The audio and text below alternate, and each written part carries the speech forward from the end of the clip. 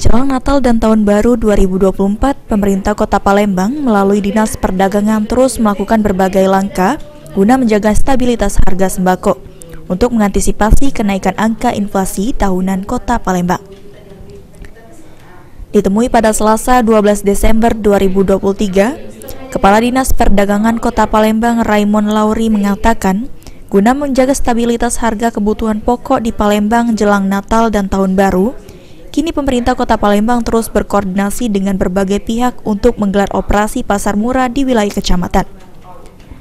Pelaksanaan operasi pasar sendiri akan dilakukan hingga tanggal 26 Desember 2023.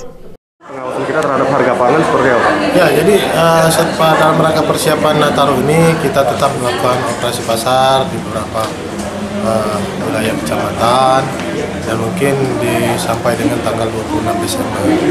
Dan dari pantauan kami untuk stabilisasi pasokan itu cukup dalam rangka persiapan Nataru, dengan bahan komoditas. Mungkin ada kenaikan harga ya. Harga kita harapkan harga ini tidak terlalu signifikan harganya itu naik karena kita harapkan pasokan itu ditambah sehingga harga bisa kita tidak terlalu tinggi. Selain operasi pasar, pemantauan stabilisasi pasokan kebutuhan pokok di distributor juga terus dilakukan dan sejauh ini masih aman. Kendati memang ada kenaikan harga yang dipengaruhi kenaikan permintaan.